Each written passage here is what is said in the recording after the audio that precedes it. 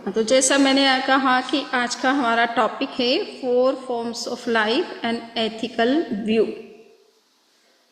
4 गति का जो सिद्धांत है वो बहुत ही प्रसिद्ध है। जब कभी जीव अजीव आदि तत्वों का जब ज्ञान किया जाता है तो सबसे पहले 4 गति की चर्चा की जाती है। जीवन को समझने के लिए और आने वाले भविष्य में जो होने वाला जन्म है उस जन्म को समझने के लिए ये 4 गति का सिद्धांत बहुत ही महत्वपूर्ण है। आगे का हमारा डेस्टिनेशन किस आधार पर फिक्स होता है, ये अगर व्यक्ति को समझ में आ जाए तो उसका जीवन अपने आप ही एथिकल होने लग जाता है और जल्दी से वो ऐसा कोई काम करना नहीं चाहेगा जिससे कि वो वर्तमान जो जीवन है उस जीवन से नीचे के स्तर पर या नीचे की निम्न योनियों में जाए।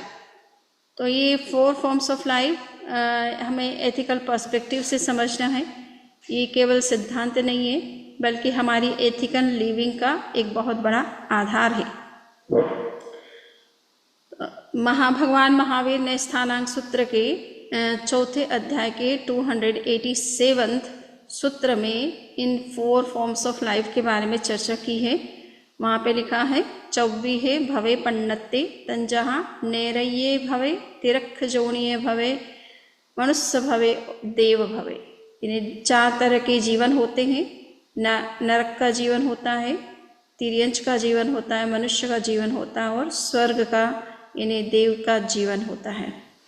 जब तक संसार में जीव परिभ्रमण करता रहता है, कर्म से पूरी तरह से मुक्त नहीं होता है, तब तक वो इस चतुर्गतिक संसार में घूमता रहता है। कभी वो देव बन जाता है, कभी मनुष्य बन जाता है, कभी तिर्यंच योनि में चला जाता है और कभी नरक में भी चला जाता है। तो हमें ये समझना है कि उस तरह के 4 तरह के जो जीवन हैं उन जीवन में जाने का कारण क्या बनता है। कोई मनुष्य है वो क्यों नरक में जाना चाहेगा, मनुष्य है वो क्यों तिर्यंच बनना चाहेगा, देव बने ये बात तो समझ में आती है, किंतु हर कोई देव भी क्यों नहीं बनता है। तो इसलिए हमें ये समझना है कि हम इस जीवन में किस तरह का अपना लाइफ जीते हैं, किन चीज़ों को हम फॉलो करते हैं या किस तरह के कर्म करते हैं, उसका परिणाम हमें नेक्स्ट जन्म में देखने को मिलता है और उस तरह का परिणाम देखने के लिए उस तरह का जन्म भी होता है। तो भगवान महावीर ने प्रत्येक जीवन के 4 कारण बताए हैं कि कोई मनुष्य क्यों नरक में जाता है, तिर्यंच में क्यों जाता है, मनुष्य अगर बनता है तो क्यों बनता है और देवता के रूप में अगर जन्म लेता है, देव या देवी के रूप में जन्म लेता है तो उसका कारण भी क्या है। तो हम इन सब कारणों की चर्चा आगे की ये स्लाइड्स में देखेंगे। पहले हम ये समझने का प्रयास करेंगे कि हम जो कुछ भी धर्म करते हैं, धार्मिक क्रिया या अनुष्ठान करते हैं तो उसके पीछे मूलतः हमारा क्या उद्देश्य होता है। तो कई तरह के दृष्टिकोण हैं इस विषय को लेकर के। वेस्टर्न जो व्यू है स्पेशली उनका जो अप्रोच है वो है इस दुनिया में आप जब आते हैं तो इसमें कितना अच्छा आप जीवन जी सकते हो, कितना पीसफुल लाइफ हो सकता है, कितना अच्छा लाइफ हो सकता है, दूसरों के लिए क्या आप कुछ कर सकते हो, भगवान का कितना जो है स्मरण कर सकते हो और भगवान के साथ अपने आप को किस तरह से कनेक्ट कर सकते हो। तो इस तरह से वेस्टर्न व्यू ज़्यादा इस वर्ल्ड में आप कितना पीसफुल और कितना अच्छा एक जीवन जीते हो इस पर ज़्यादा बेस्ड है। नेक्स्ट जीवन में स्वर्ग की बात भी कही जाती है, नरक में भी जाने की बात कही जाती है, किंतु जो अप्रोच है, एम्फेसिस है, वो इस जीवन को आप कितना अच्छा बना सकते हो इस पर ज़्यादा है।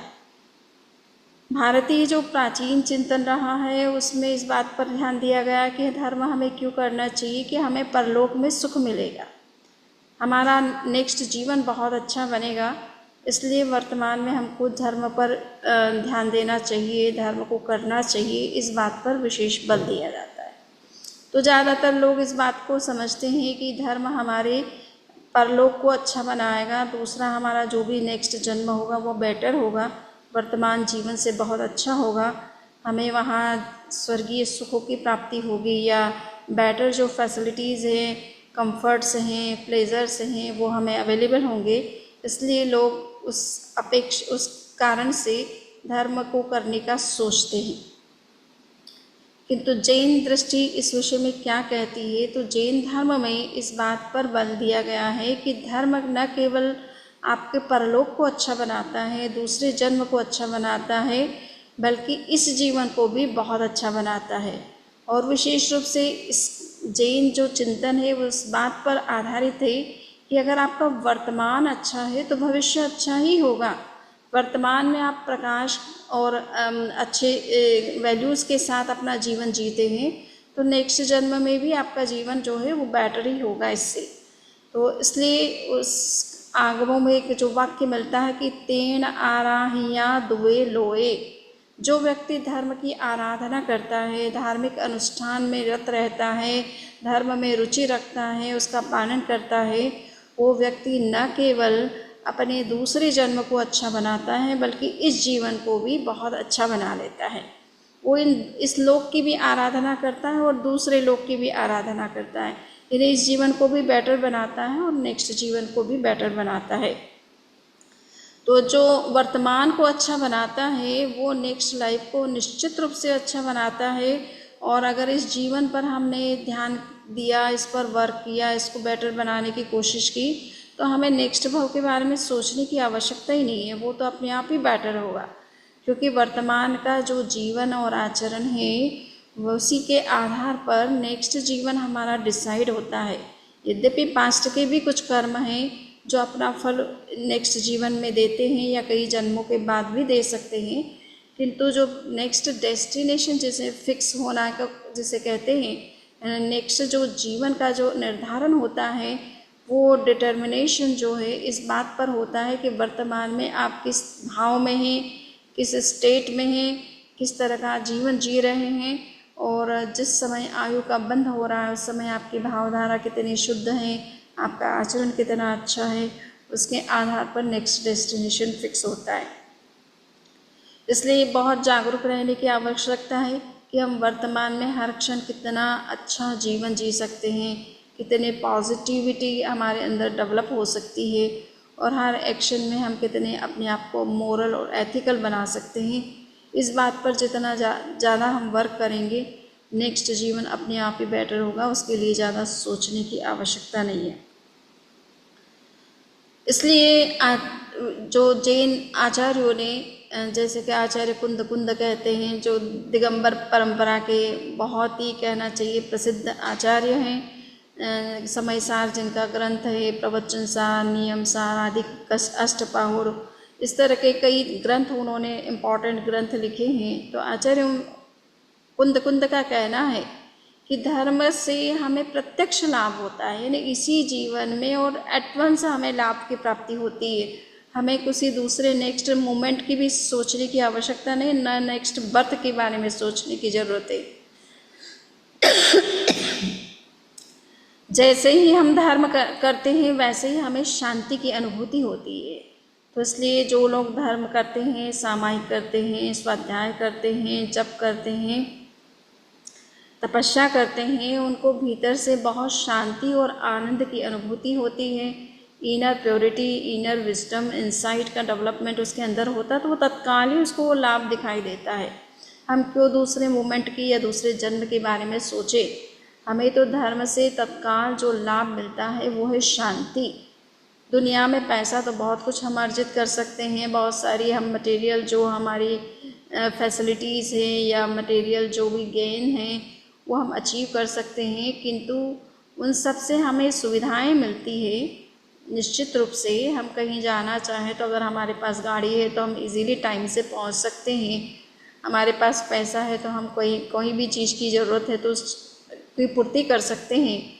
किंतु जहाँ तक शांति का प्रश्न है, जहाँ तक पवित्रता का प्रश्न है, जहाँ तक इनर डेवलपमेंट की बात है और एवर लास्टिंग पीस और ब्लिस की जहाँ तक बात है, उसमें धर्म ही हमारे लिए सहायक बन सकता है। तो धर्म से निश्चित रूप से शांति की उपलब्धि होती है। आप प्रतिदिन अर्हत वंदना सुनते भी होंगे, कभी कभी हमारे कॉन्टेक्स्ट में हमारे कॉन्टेक्ट में आते हैं। जब कभी जेवी भी आना होता है तो लोग अर्हत वंदना निश्चित रूप से, ऑरलैंडो की तो एक पहचान बनी हुई कि बिना अर्हत वंदना के कोई प्रोग्राम शुरू नहीं होता है। सो अर्हत वंदना में इस बात को कहा गया है कि जेय बुद्धा ऐकंता जेय बुद्धा अनागया संति तेसिम पैठानम भूयानम जगई जहाँ। इन्हें जितने भी अर्हत तीर्थंकर केवली हुए हैं अतीत में, वर्तमान में भी जितने तीर्थंकर या केवली भगवंत है और भविष्य में भी इस तरह से जो भी होंगे, उनका आधार क्या है? शांति। अर्थात ये तीर्थंकर क्यों बनते हैं, साधु क्यों बनते हैं? क्योंकि ये एवरलास्टिंग पीस की सर्च में होते हैं, एवरलास्टिंग ब्लीस को सर्च में होते हैं, एवरलास्टिंग नॉलेज की, इनफाइनाइट नॉलेज की सर्च में होते हैं और उसके लिए साधु जीवन स्वीकार करते हैं। और वही हमारी मूल में जो भी हमारी मटेरियल जो भी डिज़ायर्स होती है उसके पीछे भी हैं, हम कहीं ना कहीं पीस और हैप्पीनेस और नॉलेज की ही सर्च करते हैं। तो वो भी हम उसके पीछे ही, उन सब चीज़ों को के पीछे हम जाते हैं, किंतु वो सब चीज़ें उन साधनों से परमानेंट रूप में, एवरलास्टिंग रूप में नहीं मिलती है। वो टेम्परेरी बेसिस पर आपको नॉलेज भी मिलता है, हैप्पीनेस भी मिलती है, पीस भी मिलता है कि जो आप अचीव करना चाहते थे अपनी लाइफ में वो आपने कर लिया, तो उससे भी थोड़ा आपको सेटिस्फेक्शन होता है। किंतु वो सब कुछ स्थायी नहीं होता है और कभी ना कभी वो समाप्त भी होता है, तो उससे फिर वापस दुख उत्पन्न होता है। इसलिए कहा जाता है सांसारिक जितने भी सुख होते हैं उनके साथ हमेशा दुख जुड़ा हुआ है, दुख लगा हुआ है। वो दुख से मुक्त नहीं है पूरी तरह से, किंतु जो मोक्ष का सुख होता है या आत्मा का जो सुख होता है वो एवरलास्टिंग होता है, वो कभी समाप्त नहीं होता। और जितना आप एंजॉय करते हैं, जितना उस ब्लिसफुल स्टेट में रहते हैं, आपको उसमें उतना ही ज़्यादा आनंद आने लगता है, उसको वो कभी समाप्त होने का नाम नहीं लेता है। सो ये कुंद का कहना है कि जो हम धर्म की आराधना करते हैं उससे हमें जो शांति का अनुभव होता है वो हमें तत्काल ही अनुभव हो जाता है, हमें दूसरे क्षण के बारे में सोचना ही नहीं है। इसी तरह से एक बहुत ही प्रसिद्ध वाक्य आता है, सुविहितानाम इहेव मोक्ष। यानी बहुत बड़ी बात आचार्य ने कह दी कि मोक्ष के लिए भी आपको उस सिद्धशिला के बारे में सोचने की ज़्यादा ज़रूरत नहीं है। अगर आप अच्छा एथिकली वेरी स्ट्रांग लाइफ जीते हैं और जितना संयम और सादगी का जीवन जीते हैं, आपको यहीं पर इसी जन्म में मोक्ष की अनुभूति हो जाती है। मोक्ष का जो सुख है वो आप धरती पर रहते हुए भी अनुभव कर सकते हैं। तो ये नहीं है कि हम मोक्ष मिलेगा इसलिए धर्म करें, नहीं, इसी जीवन में रहते हुए भी आप मोक्ष सुख का अनुभव कर सकते हैं यदि आप राग द्वेष से मुक्त रहते हैं, यदि आपका जीवन बहुत ही एथिकली स्ट्रांग लाइफ है, अगर जीवन में संयम और इन सब वैल्यूज़ को आप पूरी तरह से फॉलो करते हैं, तो ये इसी जन्म में मोक्ष की अनुभूति करवा सकता है। सो मोक्ष सुख के लिए भी हमें उस सिद्ध शिला पर जाने की और वहाँ बैठ करके वो सुख अनुभूति में आएगा ऐसा भी सोचने की आवश्यकता नहीं है। धरती पर रहते हुए ही मोक्ष सुख की प्राप्ति हो जाती है। जितने भी तीर्थंकर होते हैं, जैसे ही उन्हें केवल ज्ञान होता है वैसे ही उनको अनंत आनंद, यानी वीतराग, जब राग द्वेष मुक्त होते हैं उसके साथ ही उन्हें एवरलास्टिंग जो ब्लीसफुल स्टेट है उनकी बन जाती है, एवरलास्टिंग पीस की स्थिति जो बन जाती है, और इनफाइनाइट नॉलेज और परसेप्शन की जो पावर है उनके अंदर विकसित हो जाती है। तो ये तीर्थंकर 30 ईयर्स 40 ईयर्स हज़ारों वर्षों तक भी धरती पर रहते हैं, किंतु हम मोक्ष में जो जिस सुख की अनुभूति करते हैं उस सुख को वो धरती पर रहते हुए भी अनुभव करने लग जाते हैं, जैसे ही वो वीतरागता और कैवल्य को प्राप्त करते हैं। तो यहाँ पर कहने का तात्पर्य इतना ही है कि मोक्ष सुख केवल मोक्ष में जाने से ही अनुभव में नहीं आता है, बल्कि इस धरती पर ही आ जाता है यदि व्यक्ति का जीवन संयमित होता है और राग द्वेष से मुक्त रहता है। एथिक्स के बारे में जो है कई तरह के हम नॉर्म्स देखते हैं, यानी एथिकल रूल्स और रेगुलेशंस भी अलग अलग कॉन्टेक्स्ट में अलग अलग तरीके से डिफाइन किए जाते हैं। सो विशेष रूप से कई तरह के एथिक्स हैं, उन सभी एथिक्स का हम डिस्कशन अभी नहीं कर सकेंगे, बट एक जनरल हमारा जो कंसेप्ट है कि एक सोशल एथिक्स होता है, एक इंडिविजुअल मोरल्स होते हैं। तो उसमें ये देखना है कि जो सोशल एथिक्स होते हैं, इसमें कोई ग्रुप या कोई सोसाइटी या कोई कल्चर या कोई रिलीजियस ग्रुप जो हैं कुछ इस तरह के एथिकल रूल्स और रेगुलेशंस फिक्स करता है, जिसको उस पर्टिकुलर ग्रुप के लोग या पर्टिकुलर कंट्री के लोग या स्टेट के लोग फॉलो करते हैं, और उसके बेस पर ही क्या राइट है क्या रॉन्ग है इसका डिसीज़न करते हैं, और उसके आधार पर ही रिवॉर्ड या पनिशमेंट की जो है पॉलिसीज़ फिक्स की जाती है। और जो मॉरल वैल्यूज़ होते हैं वो एक तरह से इंडिविजुअल हमारे बिलीफ होते हैं कि मैं किसको राइट समझती हूँ, मैं किसको रॉन्ग समझती हूँ। सोसाइटी भले किसी को मैं जिसको राइट समझती हूँ उसे रॉन्ग माने, या जिसे मैं रॉन्ग समझती हूँ उसको वो राइट माने, परंतु मेरा अपना बिलीफ सिस्टम होता है कि मुझे किस में ज़्यादा विश्वास है, मैं किस रूल को ज़्यादा सही मानती हूँ समझती हूँ, तो वो मॉरल वैल्यूज़ के अंतर्गत आते हैं। परंतु जो भी इस तरह के मॉरल वैल्यूज़ है या social ethical rules and regulations है, चाहे लीगल रूल्स एंड रेगुलेशंस है, किसी ऑर्गेनाइजेशन के रूल्स एंड रेगुलेशंस है, किसी पर्टिकुलर जो है रिलीजन के रूल्स एंड रेगुलेशंस है, सो मोस्टली वो जो है इस तरह के रूल्स होते हैं जो कि यूटिलिटी पर आधारित होते हैं, और साथ साथ में ये भी देखा जाता है कि वो किस तरह से समाज को के लिए बेनिफिशियल है। कभी कभी व्यक्ति के हित में नहीं भी होते हैं, किंतु समाज के हित में होते हैं, बड़े ग्रुप के हित में होते हैं, अधिकतर लोगों को फ़ायदा पहुंचाते हैं, तो इस तरह के रूल्स और रेगुलेशंस को राइट माना जाता है। जहाँ तक जैनिज़्म का कॉन्टेक्स्ट है, तो जैन धर्म में नैतिकता का आधार या मॉरलिटी या एथिक्स का जो आधार है वो बहुत ही कहना चाहिए बहुत ही इंक्लूसिव अप्रोच लेकर के है। उसमें सबसे पहली बात है कि जैन धर्म में जो एथिकल रूल्स और रेगुलेशंस बताए गए हैं उसमें प्रैक्टिकलिटी पर ध्यान दिया गया है, यानी वो जीवन में उपयोगी होने चाहिए। हम केवल परलोक की बात सोच करके हम रूल्स और वैल्यूज़ को फॉलो करते हैं, वो एक अपने आप में कहना चाहिए कि वन साइडेड व्यू है। हमें जो भी रूल्स और रेगुलेशंस और वैल्यूज़ को फॉलो करना है उसका उद्देश्य हमारा वर्तमान जीवन में जो हम जिस तरह से आगे बढ़ना चाहते हैं, विकास करना चाहते हैं, उनका आधार कम से कम वो होना चाहिए। हमारा जो लिविंग स्टैंडर्ड है वो उससे हाई होना चाहिए। हाई का मतलब जस्ट मटेरियली आप हाई एक समझते हैं, परंतु एथिकली हाई होना चाहिए।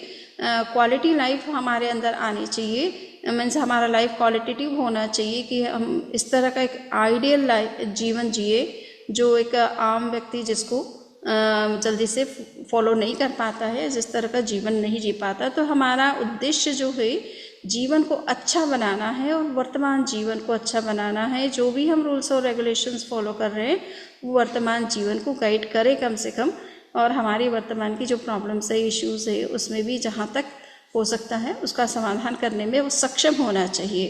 केवल परलोक का हम प्रलोभन दिखा करके वर्तमान की जो समस्याएं उनको अगर नज़रअंदाज करते हैं और धर्म को उस दृष्टि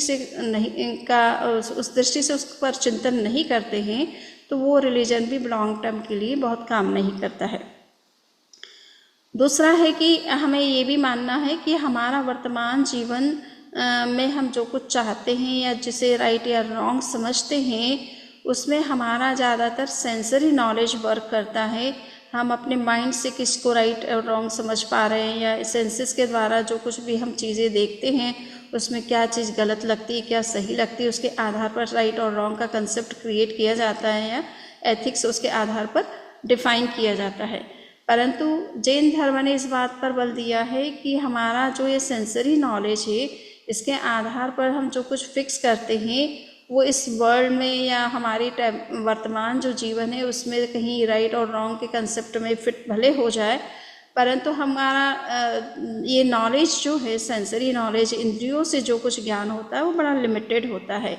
इसमें केवल वर्तमान में जो कुछ दिखता है हम उसी पर फोकस्ड होते हैं, किंतु उसका भविष्य में क्या परिणाम आना है या जो वो चीज़ किस तरह से हमारे भविष्य के जीवन को भी प्रभावित करती है, इस पर भी विचार करना बहुत आवश्यक होता है। इसलिए केवल हम सेंसरी नॉलेज के आधार पर कि हम किसको सही समझ रहे, हमारा माइंड किसको एक्सेप्ट करता है नहीं करता है, केवल इसके बेस पर कोई एथिकल रूल्स और रेगुलेशंस नहीं बनाए जाने चाहिए। और जो लोग केवल इंद्रिय ज्ञान के आधार पर बनाते हैं वो एक तरह से उनके एथिकल रूल्स में इतना ही है कि हमारी इंद्रियां जिसको सही माने, हमें जो सही लगे और हमारे लिए जो प्लीजिंग हो हम उसको राइट मानते हैं, और जो हमें सही नहीं लगता उसको हम रॉन्ग मानते हैं। तो इस तरह के जो इंद्रिय बेस्ड नॉलेज के आधार पर कोई एथिकल रूल्स और रेगुलेशंस बनाए जाते हैं उसमें इंद्रियों की जो संतुष्टि है वो मुख्य कारण बनता है, और उसको हिडोनिज्म कहते हैं, एक तरह से सुखवाद का कंसेप्ट कहते हैं। इन्हें इंद्रिया जिसको जो चीज़ें अच्छी लगती हैं हम उसे सही मानते हैं, जो अच्छी नहीं लगती वो हम उसे गलत मानते हैं। तो ये हिडोनिज्म कोई नैतिकता का आधार नहीं हो सकता है। किसी को कुछ गलत काम करना भी अच्छा लगता है और अच्छा काम करना भी उसे अच्छा नहीं लगता है। तो ये हमारे मन का और हमारी इंद्रियों का नेचर बिल्कुल वैसा नहीं होता है जैसा हम सोच लेते हैं कि ये अच्छी चीज़ें ही प्रेफर करेगी, कभी कभी गलत चीज़ों का चुनाव भी हो जाता है। तो इसलिए इंद्रियों के आधार पर किसी लॉन्ग टर्म जो एथिकल रूल्स और रेगुलेशंस होते हैं उनको फिक्स नहीं किया जाता है। कुछ लोग केवल ईश्वर के आधार पर कि ईश्वर ने जो कुछ कह दिया वो जो है वो सही है और ईश्वर ने जिसको मनाही किया वो गलत है। तो इसमें भी एक प्रश्न ये होता है कि ईश्वर जो है वो किसी पर्टिकुलर व्यक्ति को ही आकर के ये बात क्यों कहता है, और किसी पर्टिकुलर कंट्री या रिलीजन के लोगों को ही ईश्वर ने ऐसा क्यों कहा और दूसरे लोगों को जो है डिफरेंट तरीके से कैसे चलते हैं। तो ये ईश्वरीय सत्ता के ऊपर भी थोड़ा सा एक प्रश्न चिन्ह होता है। और ईश्वर अगर कोई कमांडमेंट्स देता है या कुछ कहता भी है अगर किसी को, तो उसका जो इंटरप्रिटेशन करने वाला होता है, जिस व्यक्ति को वो कहा गया उसका इंटरप्रिटेशन वो अपने तरीके से करता है। भगवान जो कहना भी चाहते तो वो कितना उसको सही ढंग से समझ रहा है, सही ढंग से प्रेजेंट कर रहा है, ये भी एक क्वेश्चन मार्क होता है उसके लिए भी। तो इसलिए हमें जैन धर्म ने इस बात पर बल दिया कि देखिए हम कौन ईश्वर हैं या नहीं है, जिसको कोई ईश्वर मान रहा वो ईश्वर वास्तव में एग्जिस्ट करता है या नहीं करता, ये भी एक क्वेश्चन का विषय है। और इसी तरह से जो कुछ कहा ईश्वर ने वो कितना उसको सही ढंग से प्रेजेंट किया गया है नहीं किया गया है। और ये गॉड जो ईश्वर जिसको मानते हैं कि वो सारी दुनिया को जब क्रिएट करता है तो वो किसी पर्टिकुलर जाति और धर्म के लोगों को या देश के लोगों को ये मैसेज क्यों देता है, तो ये सब चीज़ें समझ में आने जैसी थोड़ी नहीं है। जैन धर्म ने इसलिए इस बात पर बल दिया कि देखिए हम उस एथिकल जो राइट और रॉन्ग का जो कंसेप्ट है वो उस व्यक्ति के अनुभव के आधार पर एक्सेप्ट होना चाहिए जो वीतराग बन चुका है, जिसने राग और द्वेष को जीत लिया है। वो सत्य को देखने में समर्थ होता है, वो अनबायस्ड होता है, वो कोई ऐसी बात नहीं कहेगा जो अनजस्ट होती है, अनट्रुथ होती है। जो राइट होगा वही उसी का वो समर्थन करेगा। तो हमें ऐसे व्यक्तियों के विचारों के आधार पर या उनके बनाए हुए नियमों के आधार पर चलना चाहिए। इसलिए जैन धर्म में वीतराग और केवली के द्वारा बताए गए सिद्धांतों पर विशेष ध्यान दिया जाता है। उन्होंने जो कुछ कहा उसी को राइट, और जो जिसको उन्होंने अप्रूव नहीं किया उसको रॉन्ग माना जाता है। आगमों के अनेक संस्करण हैं, यानी अनेक आगम हैं जैन परंपरा में, पर सारे के सारे आगम तीर्थंकरों ने नहीं बोले हैं, कुछ दूसरे आचार्यों ने भी बोले जिनके पास में भी विशिष्ट ज्ञान था। किंतु उन आगमों की ऑथेंटिसिटी या प्रामाणिकता इस बात पर निर्भर करती है कि वो मूल आगम जो भगवान महावीर ने या तीर्थंकरों ने जो बोले हैं उसके सपोर्ट में वो कितने हैं। अगर वो उनके अगेंस्ट में जाते हैं तो उनको अनऑथेंटिक टेक्स्ट के रूप में माना जाता है और उन्हें आगम की कैटेगरी में नहीं रखा जाता है। तो ये कहने का तात्पर्य है कि केवली ही हमारे फाइनल या ऑथेंटिक पर्सन हैं जिनकी बात को हम फॉलो कर सकते हैं, क्योंकि वो राग द्वेष से मुक्त होते हैं, साथ साथ में उनका ज्ञान भी अनावृत होता है, यानी किसी प्रकार का ऑब्स्टिकल, किसी प्रकार का आवरण उनके ज्ञान पर नहीं होता है। वो सत्य को पूरी तरह से देखने में समर्थ होते हैं, किसी तरह से वो बायस्ड होकर के कोई बात नहीं कहते हैं, बल्कि रियलिटी जैसे दिखाई दे रही है उसी रूप में वो प्रेजेंट करते हैं। तो इसलिए वीतरागता को मूल आधार माना गया है। दूसरा जैन एथिक्स का आधार है अध्यात्म, इन्हें आत्मा के लिए जो हितकर है, आत्मा के लिए जो कल्याणकारी है, वो रियल में एथिक्स होता है जिसे हमें फॉलो करना चाहिए। हम किसी ने पर्टिकुलर व्यक्ति ने किसी ने कह दिया इतना ही पर्याप्त नहीं है, किंतु आत्मा के लिए वो हितकर और कल्याणकारी अगर है तो वो निश्चित रूप से हमें उसे फॉलो करना चाहिए, उसको मानना चाहिए।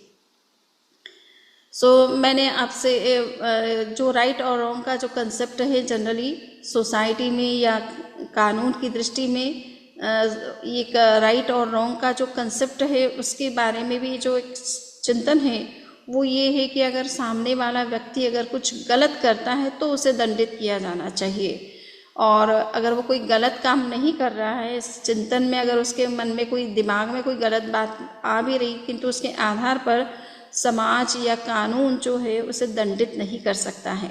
तो सोशल जितने भी एथिकल रूल्स और रेगुलेशंस होते हैं उसका आधार होता है एक्शन, यानी किस तरह का एक्शन व्यक्ति ने लिया। अगर वो लॉ के अगेंस्ट में जाता है, सोशल नॉर्म्स के अगेंस्ट में जाता है तो उसे पनिशमेंट दिया जा सकता है। अगर वो ऐसा नहीं है तो हम उसके बारे में कोई दंड नहीं निर्धारित कर सकते हैं। किंतु स्पिरिचुअलिटी में इस बात पर ध्यान दिया जाता है कि केवल एक्शन इज़ नॉट एनफ, आपका इंटेंशन भी बहुत मायना रखता है, और कभी कभी एक्शन से इंटेंशन का जो है वो ज़्यादा प्रभाव होता है हमारे लाइफ के ऊपर। इसलिए अध्यात्म में इस बात पर विशेष बल दिया गया है कि हमारे भाव विशुद्ध होने चाहिए। हमारी एक्शन कभी कभी आवश्यकता के अनुसार कुछ ऐसी एक्शन होती है कि जिसमें हमें अपने सोशल जो ड्यूटीज़ हैं, रिस्पॉन्सिबिलिटीज़ है वो करनी पड़ सकती, वो सब कुछ हमें करना पड़ सकता है। किंतु हमारे अगर भाव विशुद्ध है तो कर्म के बंधन बहुत कम होंगे। अगर भाव शुद्धि नहीं है, राग द्वेष की या कषाय की तीव्रता है किसी एक्शन के पीछे, तो कर्म के बंधन बहुत हो सकते हैं और वो बहुत हार्मफुल भी हो सकते हैं। तो इसलिए इंटेंशन को भी बहुत हमें ध्यान देना चाहिए कि हम जो भी काम कर रहे हैं वो किस इंटेंशन से कर रहे हैं। किसी को हार्म करने के लिए कर रहे हैं, किस हैट्रेड के कारण से कर रहे हैं, बायस होकर के कर रहे हैं, इनजस्टिस किसी के साथ हो रहा है कर रहे हैं, अपने लाभ के लिए, अपने प्रॉफिट के लिए, या कोई गलत काम हम कर रहे हैं तो अपने प्रॉफिट अपने लाभ को केवल देख रहे हैं, अदर को नहीं, अदर को जो है हानि पहुंचाने के उद्देश्य से हम वो काम कर रहे हैं। तो इंटेंशन बहुत मायना रखता है। अगर उस इंटेंशन के साथ चीज़ नहीं की जा रही है, लीगल रूल्स और रेगुलेशंस या सोशल रूल्स और रेगुलेशंस को पूरी तरह से फॉलो करते हुए और इंटेंशन को भी प्योर रखते हुए कोई एक्शन ली जा रही है, तो उसमें अगर कोई ज़रूरत के हिसाब से कोई काम ऐसा हो भी रहा है जिसमें कुछ हिंसा भी हो रही है, कुछ इस तरह का हो भी रहा है, तो कर्म के बंधन बहुत कम होते हैं। तो स्पिरिचुअलिटी जैसा कि कहा कि भाई हम जो भी एथिकल रूल्स और रेगुलेशंस फॉलो करते हैं या जो भी एक्शन लेते हैं, उस एक्शन के पीछे हमारा स्पिरिचुअल जो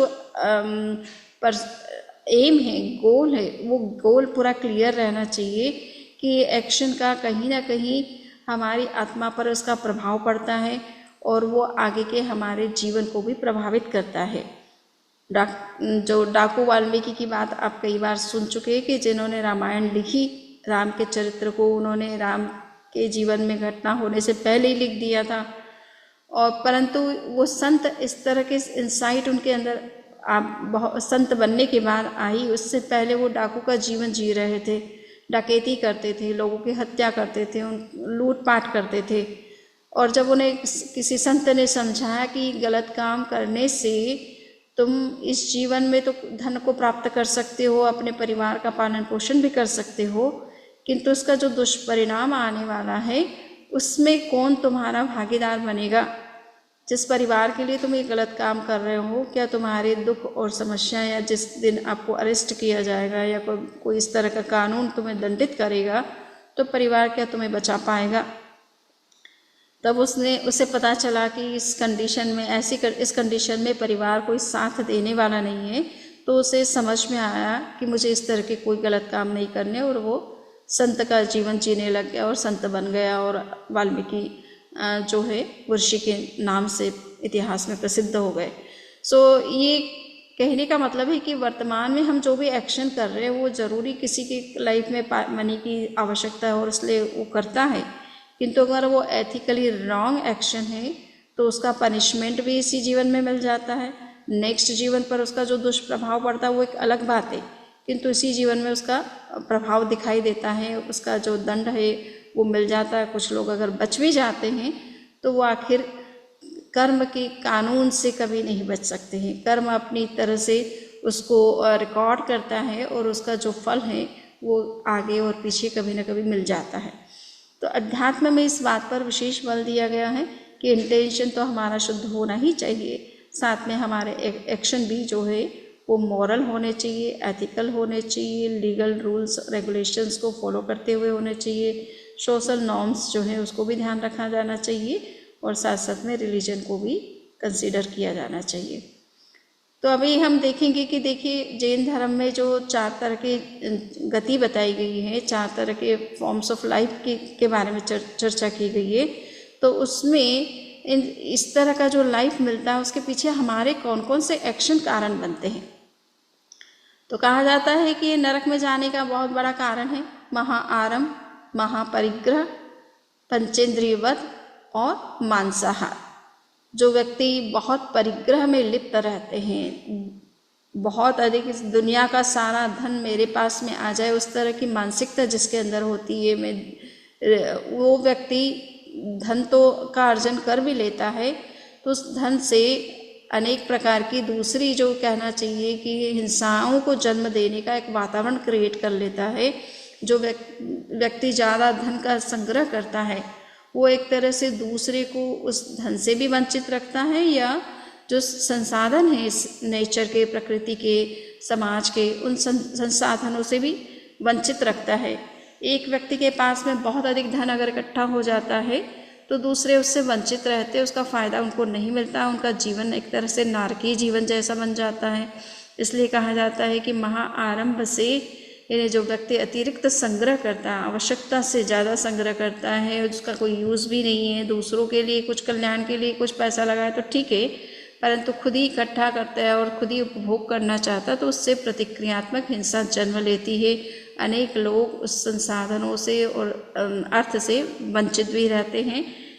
तो ये महापरिग्रह जो है महाहिंसा का कारण बनता है।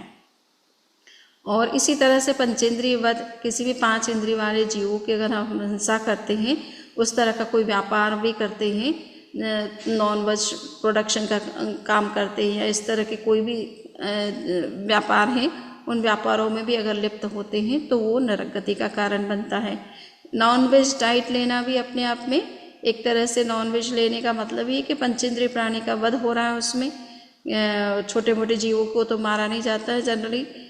नॉन वेज के लिए जिन जीवों को मारा जाता है वो या तो गाय होते हैं, या बकरी होती है, या अन्य दूसरे इस तरह के पंचेंद्रिय जीव होते हैं जिनकी हिंसा की जाती है, और बड़े कष्ट के साथ उन जीवों को मारा जाता है, बहुत क्रूरता के साथ उनको किल किया जाता है। तो इस तरह की क्रूरतापूर्ण जो भी डाइट होती है उससे भी जो है नरक गति का बंध हो सकता है।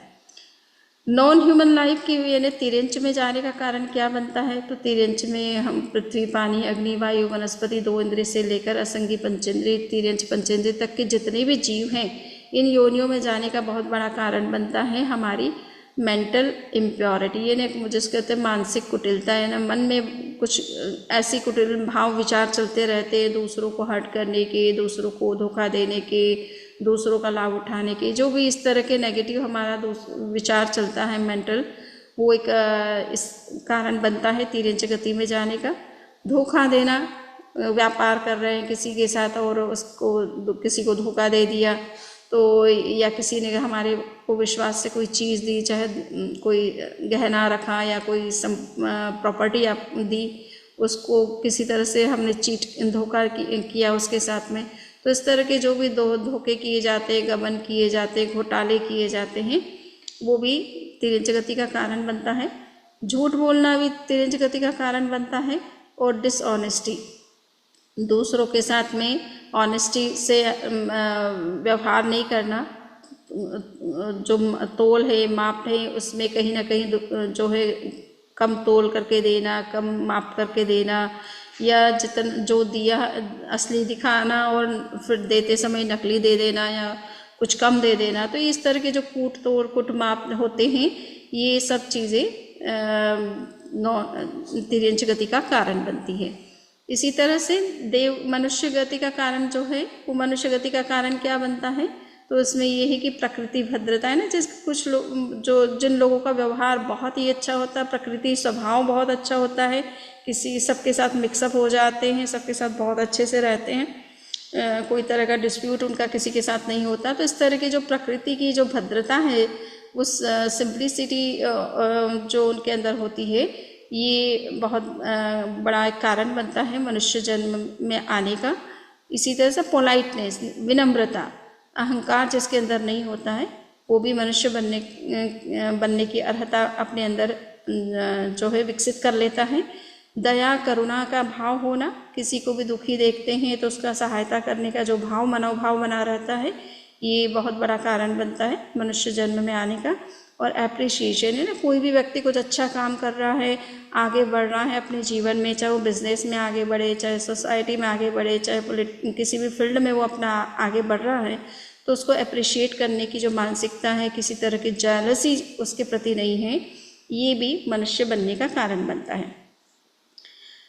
देव कैसे बना जाता है, कोई देव कैसे बनता है, तो उसमें बड़ा कारण बनता है सेल्फ रेस्ट्रेंट, है ना, साधु बनना, साधु की तरह जीवन जीना या साधुत्व तो स्वीकार करना।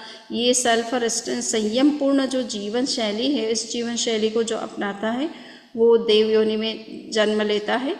एथिकल लिविंग, और दूसरा है कि सभी साधु नहीं बन सकते हैं, किंतु अगर श्रावक के नियमों का भी अगर सम्यक रूप से पालन करता है, भगवान महावीर ने 12 व्रती जीवन शैली श्रावक की बताई है, अगर उस जीवन शैली को भी वो एक्सेप्ट करता है और उसको भी अच्छी तरह से फॉलो करता है, तो उससे भी वो देव योनि में जन्म लेता है। पिनांस, इसको कहते हैं कि बाल तप कहा जाता है एक्चुअल में। दूसरे सभी धर्मों में बहुत सारे ऐसे हैं जो साधना बहुत करते हैं, किंतु त्याग, तपस्या और जो एथिक, जिस तरह से अहिंसा इत्यादि का पूरी तरह से ध्यान रख करके जो तप किया जाना चाहिए, वो अगर नहीं है, फिर भी वो तपस्या कर रहे हैं, कई कई दिनों तक भूखे रहते हैं, केवल नर्मदा नदी का पानी पीते हैं, या कोई पत्ता खा करके रहते हैं, कोई कुछ खा करके रहते हैं, तो इस तरह की बहुत कठिन कठिन तपस्याएं भी करते हैं लोग।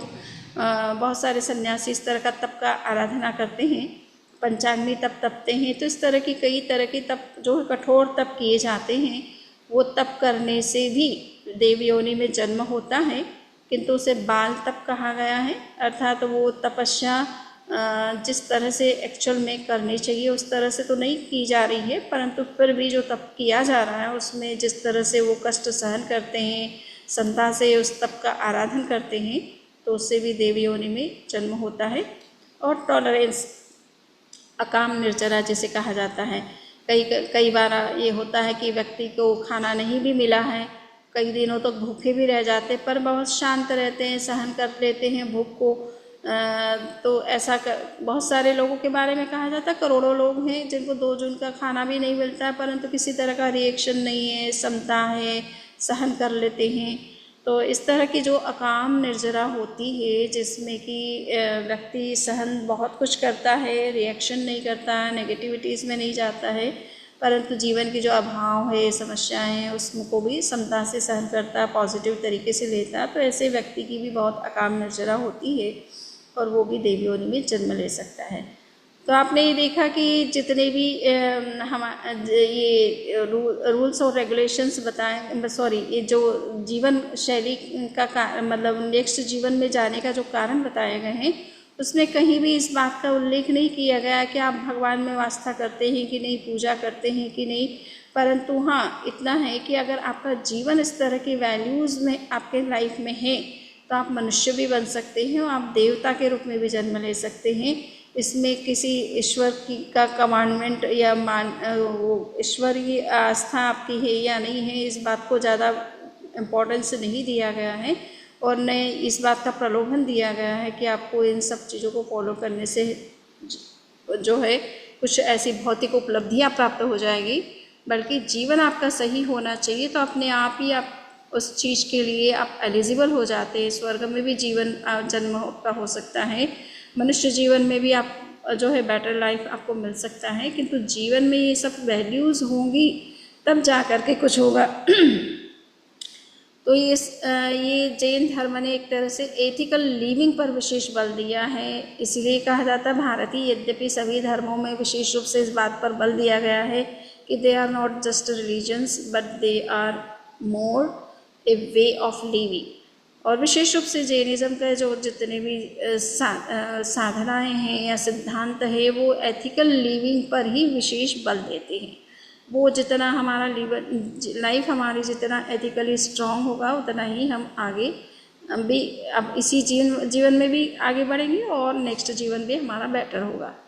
वर्तमान में जितनी भी सोशल और पॉलिटिकल प्रॉब्लम्स सामने आ रही है उसमें विशेष रूप से जो देखा जा रहा है वो ये है कि वो या तो बहुत ही महाआरंभ और महापरिग्रह जिसे कहते हैं कि सेंट्रलाइज्ड जो है इकोनॉमी की बात होती है कि अर्थव्यवस्था जो है सेंट्रलाइज्ड होनी चाहिए। अगर सेंट्रलाइज्ड अर्थव्यवस्था की जाती है तो उससे कई तरह की दूसरी जो प्रॉब्लम्स और हिंसाएं समाज में उत्पन्न होने लग जाती है। और डिसेंट्रलाइजेशन अगर किया जाता है तो उसमें भी समस्याएं तो कम थोड़ी हो सकती है, हिंसा भी उसमें कम हो सकती है, किंतु ये दोनों तरह की विचारधाराएं चलती है। तो कहा जाता है कि जितना डिसेंट्रलाइजेशन होता है अर्थव्यवस्था का उतना ही समाज में हिंसा कम होती है। अगर उसको सेंट्रलाइज करने की कोशिश की जाती है तो ज़्यादा हिंसा होती है। और जब सेंट्रलाइज किया जाता है यानी कुछ लोगों के हाथ में ही अर्थव्यवस्था आ जाती है या अर्थ आ जाता है तो समाज में अनेक तरह की हिंसाएं पनपती भी हैं। और बहुत सारे लोग ऐसे भी होते हैं जो इन प्राकृतिक संसाधनों से या अर्थ से वंचित रहते हैं, उनका जीवन एक तरह से नरक की तरह हो जाता है। तो ये हमें समझना है कि हम ये सब हमारे जो पॉलिटिकल सोशल जो हमारे रूल्स और रेगुलेशंस होते हैं या व्यवस्थाएं होती हैं उसमें भी इस बात पर विचार करना ज़रूरी है कि हम कितना अपने अर्थ के ऊपर नियंत्रण रखें। इकोनॉमिकली व्यक्ति बहुत ज़्यादा अपने हाथ में पूरा पावर लेने की कोशिश ना करे, दूसरे लोगों का भी ध्यान रख कर के चले ताकि सबको एक तरह से जीवन जीने का अधिकार भी मिले और वो अपने जीवन को अच्छी तरह से स्मूथली जी भी सकें। उनकी जो बेसिक नीड्स है वो भी पूरी होनी चाहिए। कुछ व्यक्तियों के पास में सब कुछ सुविधाएं इकट्ठी हो जाए और कुछ बहुत सारे लोगों से वंचित हो जाए तो ये भी एक हिंसा का प्रिएक्टिव वायलेंस का बहुत बड़ा कारण समाज में बनता है। तो कंक्लूजन इतना ही है कि धर्म केवल परलोक सुधारने के लिए, मोक्ष प्राप्ति के लिए नहीं बल्कि इस जीवन को ज़्यादा क्वालिटी लाइफ बनाने के लिए किया जाता है। और वायलेंस अगर हम वायलेंस में जाते हैं तो निश्चित रूप से वायलेंट जो भी एक्टिविटीज़ होती है वो कहीं ना कहीं हमारे जीवन को प्रभावित करती है। और अगर हम एक्सट्रीम वायलेंस वाली चीज़ों में इन्वॉल्व होते हैं तो वो हमारे नरक गति का कारण भी बनती है। और ये बातें अगर हमको समझ में आ जाए अच्छी तरह से कि अतिरिक्त अति संग्रह जो है वो भी हिंसा का बहुत बड़ा कारण है, तो हम उन सब चीज़ों के प्रति थोड़ा अपने आप को रेस्ट्रिक्ट भी कर सकते हैं। ज़रूरत के हिसाब से हमें जो अर्थ चाहिए, संसाधन चाहिए वो हम ज़रूर जुटाते हैं, उसमें बुराई भी नहीं है। किंतु अगर हम अनलिमिटेड रिसोर्सेज जुटाने की कोशिश करें और दूसरों को उससे वंचित रखें तो उससे समाज में हिंसा और अनेक तरह की क्राइम्स जो है वो बढ़ने शुरू हो जाते हैं। इसी तरह से डिसऑनेस्टी का लाइफ हमें तिर्यंच की होने में ले जा सकता है। और दया करुणा का जो भाव है और धर्म की विशिष्ट आराधना है, इससे हम मोक्ष भी प्राप्त कर सकते हैं, देव योनि को भी प्राप्त कर सकते हैं, मनुष्य तो बन ही सकते हैं। तो इन्हीं विचारों के साथ में आज का ये वक्तव्य मेरा संपन्न होता है। किसी के अगर कोई क्वेश्चन है तो वो कर सकते हैं।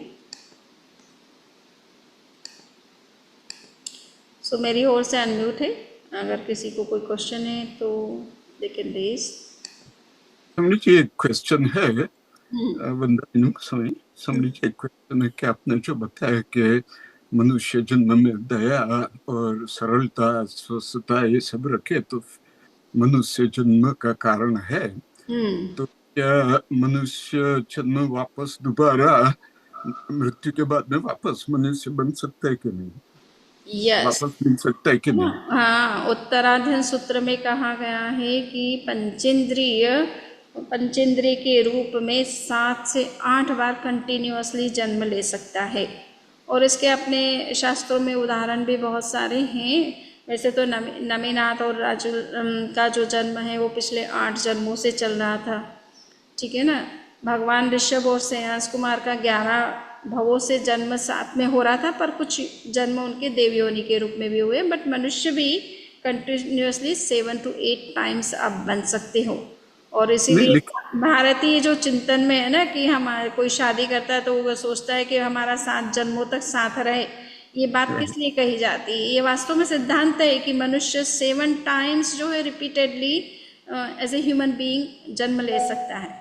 लेकिन समझ जी, फिर ऐसा क्यों कहते हैं कि मनुष्य जन्म बहुत दुर्लभ है और बहुत मतलब इतना जल्दी से नहीं मिलता है, तो थोड़ा कॉन्ट्रडिक्टरी हो जाता है। नहीं नहीं, यहाँ तो बात सही है आपका पूछना, परंतु बात इतनी है कि जो अच्छा जीवन जी रहा है उसके लिए दुर्लभ नहीं है। जो गलत जीवन जीते हैं उनके लिए, उनको समझाया जाता है कि अगर ऐसे कर्म करोगे तो निम्न योनियों में जाने के बाद वापस मनुष्य जीवन में आना बड़ा मुश्किल होगा। किंतु जिनका जीवन बहुत ही अच्छा है एथिकली, जो बहुत ही अच्छा जीवन जी रहे हैं, किसी तरह के रूल्स रेगुलेशंस को ब्रेक नहीं करते हैं, वायलेट नहीं करते हैं, रिलीजन को भी पूरी तरह से फॉलो करते हैं अपनी लाइफ में जितना हो सकता है, नियम व्रत आदि की आराधना करते हैं, यानी उनको स्वीकार करते हैं, उसके हिसाब से भी चलते हैं, तो उनके लिए दुर्लभ नहीं है। किंतु जो लोग इस तरह का जीवन नहीं जीते उनको समझाने के लिए बातें खास कही जाती है। ठीक है, समझ तो कैसे। है ना? यस। स्वामी, मेरा क्वेश्चन है, हाँ मुस्लिम मंडली, ये आपको सुनाई पड़ रहा हो तो हाँ सुनिए। वेस्टर्न वेस्टर्न व्यू में हाँ पश्चिम सभ्यता के हिसाब से या पश्चिम मान्यता के हिसाब से आपने कहा प्रेजेंट ही इम्पोर्टेंट है। और मेरा क्वेश्चन है, अनाज शक्ति की भावना हमारी मान्यता, जैन धर्म की मान्यता के हिसाब से बहुत ही अच्छी है, तो अनासक्ति का भाव वेस्टर्न व्यू में ज्यादा है, ये सही है या गलत है? तो कुछ बातें यहाँ के सोशल सिस्टम में हम देखते तो लगता है कि हम जैन धर्म में जितनी अनासक्ति या परिग्रह की बात करते हैं, यहाँ के लोगों का लाइफ तो सहज ही मतलब नॉन पजेसिव है, बहुत कम संग्रह भी बहुत कम करते हैं। धन का संग्रह हो, पदार्थ का संग्रह हो, अनेक मकान बनाने वाली बात शायद ही वो लोग सोचते हैं। तो ऐसा ये इनकी लाइफ स्टाइल है। पहली बात ये है कि थोड़ा कल्चर का डिफरेंस भी एक बहुत बड़ा कारण बनता है कि यहाँ पर पारिवारिक जो रिलेशनशिप है, बॉन्डिंग है, रिस्पॉन्सिबिलिटी की जो बात है, अकाउंटेबिलिटी की बात है, वो बहुत कम है जो इंडियन माइंड में ज़्यादा होती है, क्योंकि परिवार बड़े बड़े हैं और सब बच्चों के प्रति भी पेरेंट्स जो है अपनी रिस्पॉन्सिबिलिटी समझते हैं। तो संग्रह की थोड़ी मानसिकता जिस रूप में इंडियन समाज में देखी जाती है वो उतनी वेस्टर्न माइंड में नहीं देखती है। तो हो सकता है सोशल और कल्चरल जो डिफरेंस है वो भी बहुत बड़ा कारण इसमें बनता है। इस मामले में वो कहना चाहिए अच्छा आइडियल लाइफ है उनका, परंतु जब आर्थिक वो प्रॉब्लम्स क्रिएट होती है तब शायद वो लोग प्रॉब्लम में ज़्यादा आ जाते हैं और इंडियंस उस मामले में अपने आप को सेफ रखते हैं। हाँ, अटैचमेंट नहीं होना चाहिए, अगर उनका नहीं है और हमारा भी अगर उस दिशा में विकास हो रहा है तो वो प्रशस्त है। जैन धर्म में अनासक्ति पर विशेष बल दिया गया, आवश्यकता के हिसाब से गृहस्थ को चीज़ें रखनी पड़ती है। और एक अगर रूलर है, एम्परर है, चाहे चक्रवर्ती है, तो उनके पास तो षटखंड का साम्राज्य भी होता है। तो इतनी बड़ा साम्राज्य, इतनी सारी व्यवस्थाएं, इतना सारा धन संग्रह संपत्तियां होने के बावजूद भी वो मोक्ष चले गए, तो अनासक्ति बहुत बड़ा कारण बनता है उसमें। तो ये तो बहुत ही अच्छी बात है, अगर अनासक्ति को हम फॉलो कर रहे हैं तो बहुत ही बढ़िया है। और अनावश्यक संग्रह भी न करें, आवश्यक है वो तो ठीक है, अनावश्यक संग्रह में भी न जाएं, जिससे कि हमारा जो लाइफ है आगे, हमारा जो स्पिरिचुअल जो परस्यूट है उसके लिए भी हमें टाइम मिले। तो उस दृष्टि से कुछ बातें कही जाती है। तो आपका सही है कि थोड़ा कुछ कहीं कहीं ऐसा लगता है कि वेस्टर्न लोगों के दिमाग में ये सब चीज़ें इतनी नहीं है। दूसरों को हेल्प करना, पोलाइट बिहेवियर करना, सॉफ्ट स्पोकन, ये सब चीज़ें बहुत ही अच्छी लगती हैं यहाँ के लोगों को देख करके। सो सही है, कुछ क्वालिटीज़ हैं इन लोगों में जो चाहे कल्चर के कारण से है या इनकी अपनी रिलीजियस कोई टीचिंग्स के कारण से है, तो है निश्चित रूप से। इसी संदर्भ में बंदामी नमोस्वामी 1 मिनट और समय लूंगा। उपासक दशा में अनंत श्रावक, उनके पास संपत्ति काफी थी, यस। तभी उनका जीवन बहुत उदाहरणीय जीवन माना गया है। थोड़ा सा कन्फ्लिक्ट हो रहा है। तो उनके जीवन में वो जो बात सुनी कि वो हमेशा वो परिग्रह नहीं रखते थे, ये बात है क्या?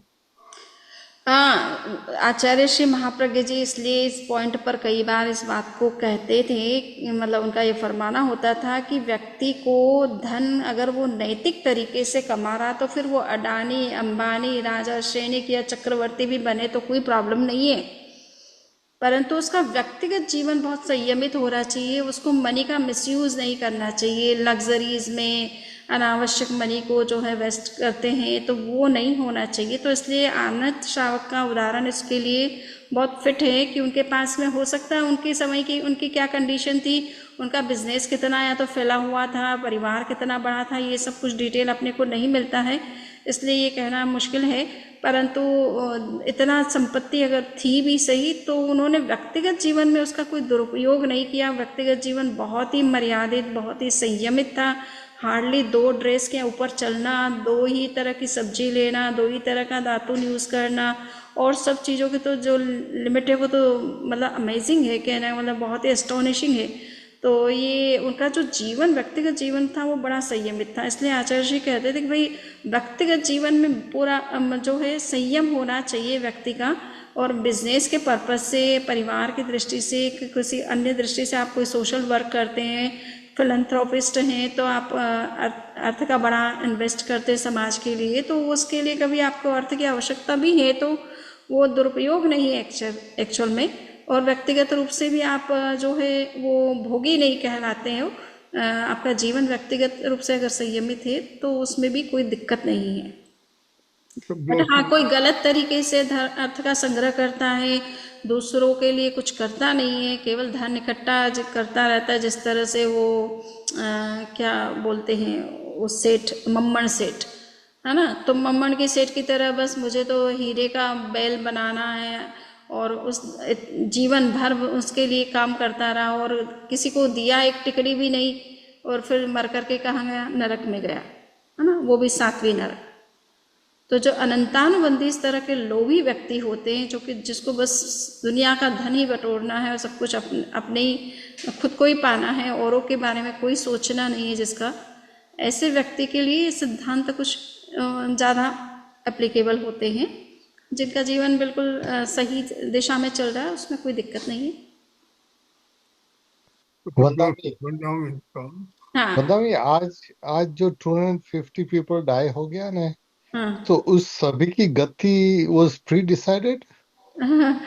ये कभी कभी कहा जाता है ना कि वो सामुदायिक कर्म होता है। सामुदायिक कर्म यानी कलेक्टिवली सब लोगों ने एक ही टाइप का कर्म कर रखा है, तो वो एक ही तरह इन द प्रीवियस लाइफ हाँ ऐसे कर्म कर रखे हैं। किसी का हो सकता है कि इस तरह की घटना उसके लाइफ में बहुत देर बाद में होती, अभी ना भी होती, परंतु वो चूंकि वो भी उसमें एरोप्लेन में है तो कर्मों की उदीर्णा भी हो जाती है। उदीर्णा यानी बाद में होने वाली उस घटना को वो पहले भी जो है घटित हो एक्सरसाइज सकती है। करता है। तो ये मानना चाहिए कि कहीं ना कहीं उनके इस तरह के कर्म हैं जो कि सामूहिक रूप से, कभी कभी सामूहिक रूप से होते हैं ना, जैसे कि कहीं हम वायलेंट गेम देख रहे हैं और सभी लोग सर्कस में मान लीजिए देख रहे हैं, कोई 2 पशु एक दूसरे से लड़ रहे हैं और फाइट कर रहे हैं और आप उसको एक एंजॉय कर रहे हो, एक ने दूसरे को किल कर दिया और आप बहुत खुश हुए और करते हुए आवाज करते हैं, तो सभी ने एक साथ ही किया तो सबको एक ही जैसा कर्म का बंधन हो गया। ठीक है। तो इसलिए थोड़ा सा हिंसक वायलेंट चीजें देखनी नहीं चाहिए, और देखे तो उसको एंजॉय नहीं करना, उसमें मिक्सअप नहीं होना औरों के साथ, नहीं तो वैसे ही कर्मों का बंधन सबको एक जैसा हो जाता है। Thank you, मांगलिक Swamiji. फार्म हाउस हो। यस चत्तारि मंगलम अरहंता मंगलम सिद्धा मंगलम साहु मंगलम केवली पुण्यत्तो धम्मो मंगलम चत्तारि लघुत्तमा अरहंता लघुत्तमा सिद्धा लघुत्तमा साहु लघुत्तमा केवली पुण्यत्तो धम्मो लघुत्तमो चत्तारि शरणं पवज्जामि अरहन्ते शरणं पवज्जामि सिद्धे शरणं पवज्जामि साहु शरणं पवज्जामि केवली पुण्यत्तं धम्मं शरणं पवज्जामि। कुछ सूचनाएं हैं सुबह 10:15 से 11 बजे भी एक उपासक दशा, यानी यही है श्रावक का जीवन कैसा होना चाहिए, भगवान महावीर ने श्रावक के लिए क्या नियम बताए हैं उसी पर चर्चा होती है। तो सुबह 10:15 से 11 बजे के बीच में होती है। फ्राइडे को 8:45 से 9:30 तक जो है वो तत्व ज्ञान की भी चर्चा चलेगी और एक दूसरे आगम के ऊपर भी चर्चा, उसको अंतर्गत दशा बोलते हैं, उसके ऊपर भी चर्चा होगी। तो जिसको किसी को रुचि हो तो वो ज्वाइन कर सकते हैं। हम लिंक तो भेजते, लिंक यही रहेगा, जस्ट ये इंडिया का टाइम मिलना है, फ्राइडे इंडिया का टाइम, इंडिया इंडिया का का टाइम टाइम शाम को जो है, सुबह का समय जो है 10:15 जो है, और आपका कितना बजता है 8 बजे का समय होगा, है ना। सुबह तो 8, आपका शाम का 8 बजे का समय, जो यहाँ पर 10:15 बजे का समय होता है, 7:45 पौने 8 का लिंक समय, भेज देना बंदा में, लिंक 7:45 भेज का देना। समय। ओके, हाँ, लिंक लिंक हम भेज देंगे। और शाम का जो है वो 8:45 बजे से। तो मैं लिंक भेज देना, याद आ जाएगा पता। हाँ, ठीक कहते हो बंदा। ठीक है, ठीक है। बहुत बढ़िया रहा, बहुत बढ़िया। मैहुल भाई, आटा जी, वंदामि नमः स्वामी समणी जी, मीना सुख जी, सत्संग yes, मथेन वंदामि वंदामि स्वामी नमः समणी जी, स्वामी वंदामि नमः स्वामी शरणे जी, वंदामि नमः स्वामी समणी जी, आपकी कृपा का सत्संग। वंदना नमः स्वामी स्वामी जी, कामिनी बेन, वंदना राजेश नमः स्वामी जी, स्वामी जी, आरहम विपिन भाई, यस, वंदना नमस्कार समिति। वंदामी कल जल्दी शुरू होगा क्या? हैं कल जल्दी शुरू होगा क्या? फ्राइडे को क्या चीज? 9:15 कल का प्रवचन 9:30 बजे। नहीं, 8:45, 9:30, 8:45 से 9:30, अच्छा, 8:45 से, क्योंकि आजकल प्रतिक्रमण जो है ना वो लेट हो गया, और हम थोड़ा 7:30 बजे रखते हैं, तो वो ह्यूस्टन वाले लोगों को थोड़ा अर्ली हो जाता है, तो यूं करके फिर 8:45, ठीक है। वंदामी वंदामि नमः स्वामी स्वामी जी, हाँ, साधना मैं जी, मीना, मीना, वंदामि स्वामी जी, यस, वंदामि नाना समणी जी को भी दाता पुता। बारंबार वंदना मथे वंदना शिल्पा, यस, गणपत जी, यस, प्रतिभा, वंदामि नमः समणी। पुष्पी जी, यस, ओके, ठीक है। ओके वंदामि नमस्ते जी, शाखा में रहना। हाँ, हंसा दादी, वंदामि सातारा। हाँ, हाँ, सत्य सत्य।